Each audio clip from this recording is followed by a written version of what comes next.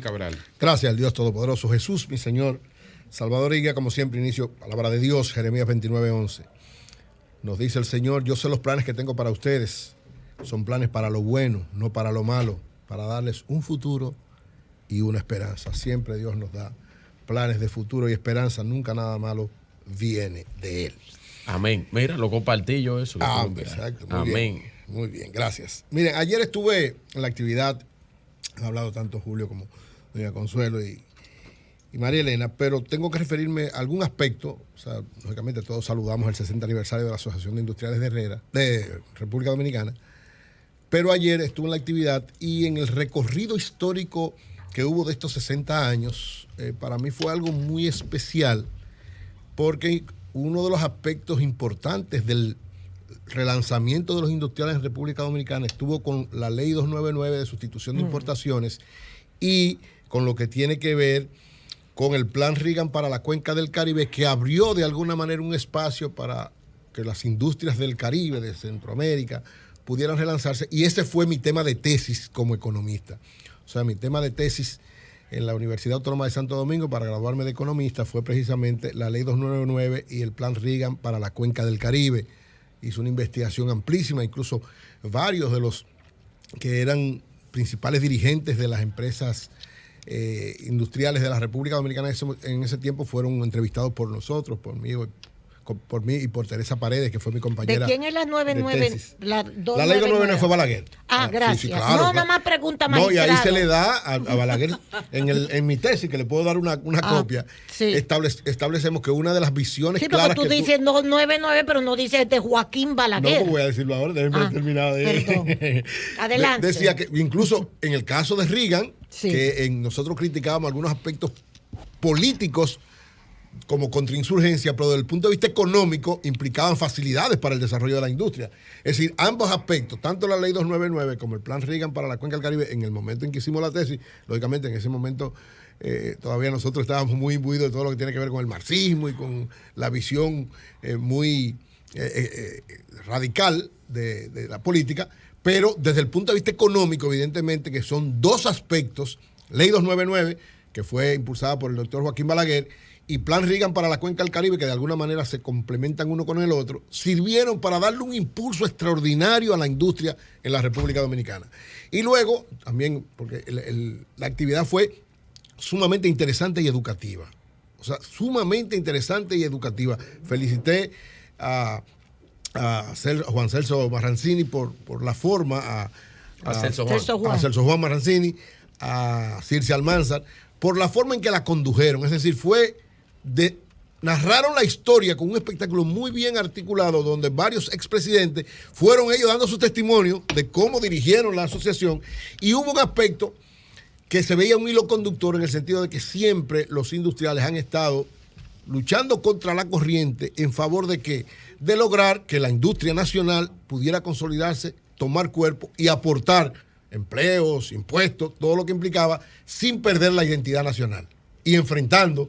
Y esta ley de sustitución de importaciones, como decía doña Consuelo, impulsada por el gobierno de Balaguer, con una visión de desarrollar la industria nacional. Claro. Su solo nombre, ley 299 de sustitución de importación, implicaba, vamos a tratar de que productos que vienen de fuera, que son necesarios para la sociedad dominicana, sean producidos en la República Dominicana. Esa visión, que fue a final de cuentas que se fue consolidando con una serie de elementos posteriores.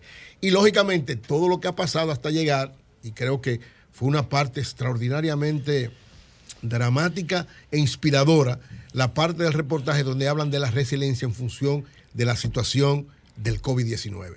Cómo la industria, y presentaron un reportaje muy bien elaborado, muy bien preparado, felicito a quienes lo hicieron, en torno a cómo la industria cierran el país y cierran el mundo, pero la industria nacional, vinculada con la agropecuaria y con medidas acertadas del gobierno, primero del gobierno del presidente Danilo Medina y luego del presidente Luis Abinader, lograron mantener los productos, el país alimentado, con servicios, a pesar de que la pandemia nos tenía prácticamente a todos en nuestras casas sin hacer nada.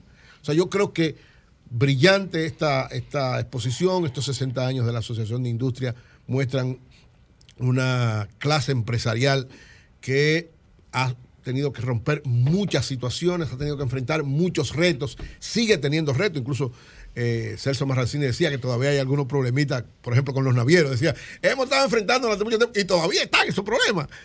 Parece que con los navieros todavía hay algunas situaciones que están planteándose y evidentemente de muy soslayo, porque estaba el presidente Luis Abinader presente, y el ministro Ito Bisonó, pero medio de esos layos también se planteó que esta situación última fue también enfrentada con criterios de seguir siendo, de que la industria siguiera avanzando a pesar de cualquier situación que pueda acontecer. Hay que reconocer, y perdón Eury, para que te voy a meter la cuchareta, sí, pero es rápido, a don Campos de Moya. Campo de Moya habló. Exacto, habló. Campo de Moya es de los que en el sector industrial habló, explicó lo que era el proceso de desindustrialización que se planteaba con el consenso de Washington, que lo que favorece son las importaciones. ¿Y cómo enfrentaron eso? ¿Y cómo se enfrentó eso? Esos son de los grandes logros de la industria nacional. Y otro elemento que me llamó mucho la atención, que tanto a doña Consuelo como a María Elena le van a impactar mucho, supongo, como nos impactaron a nosotros,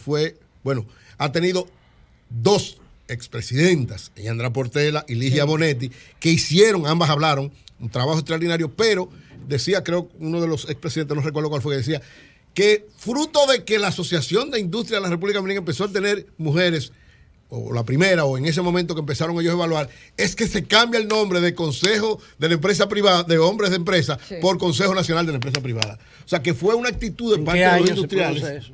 No, Yandra Portela. ¿En qué año se produce ese cambio? En el 90 tiene que ser. O después, antes no se podía producir. No, en los años 80 por ahí creo que fue. No recuerdo exactamente cuál fue. En los años 80 no se podía producir. O los 90, bueno. Yo sé que el dato que me interesó fue, ¿cuál?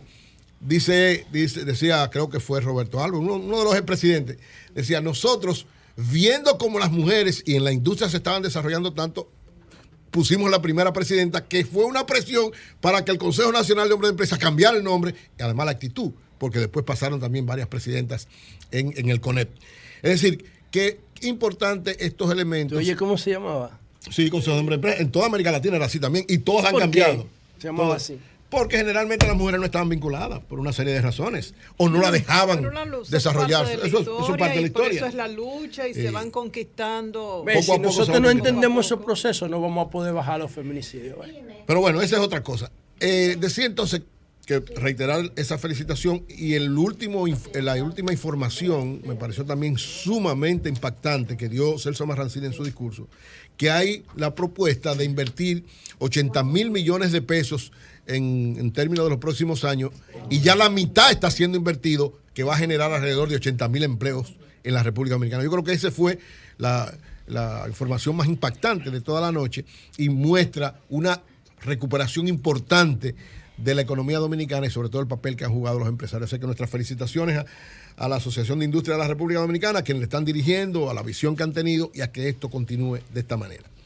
Por otro lado, y finalmente, miren, el Fondo Monetario Internacional está haciendo una serie de evaluaciones de todo lo que está aconteciendo en el mundo y planteando una serie de orientaciones que en algunos momentos son interesantes, en otras son, digamos, hasta medio peligrosas, como es la de poner impuestos a las ganancias excesivas, como la llaman ellos, para los gobiernos, pero también ha llamado a los bancos centrales, específicamente, a que tengan cuidado, sobre todo en los países emergentes, a que hay que tomar acciones decisivas, importantes, desde el punto de vista monetario, para enfrentar la inflación, pero que hay que tener cuidado con esas medidas. O sea, el fondo que tradicionalmente ha sido un propiciador de medidas sumamente difíciles y complicadas, en el caso de República Dominicana tenemos la historia de un acuerdo que provocó una poblada, está diciendo ahora, gobiernos, sobre todo los gobiernos de los países emergentes, tengan cuidado con sus políticas monetarias, mucho cuidado. ¿Por qué? Porque los efectos de esas medidas, dice el fondo, pueden tener una tormenta más grave que el COVID. Oiga, el Fondo Monetario Internacional. ¿Por qué?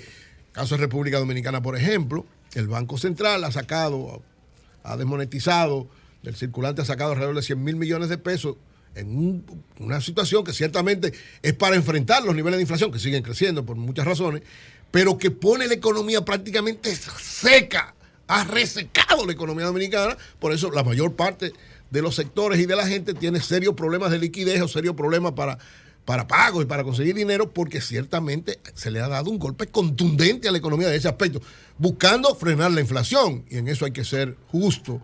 Es ciertamente que las políticas monetarias, de esa manera, sobre todo sacar circulantes de la economía, es uno de los elementos para enfrentar la inflación. Pero dice el fondo, y estoy de acuerdo con el fondo en ese aspecto, que hay que tener cuidado con esas políticas. No puede ser un shock tan grande, hay que tener cuidado.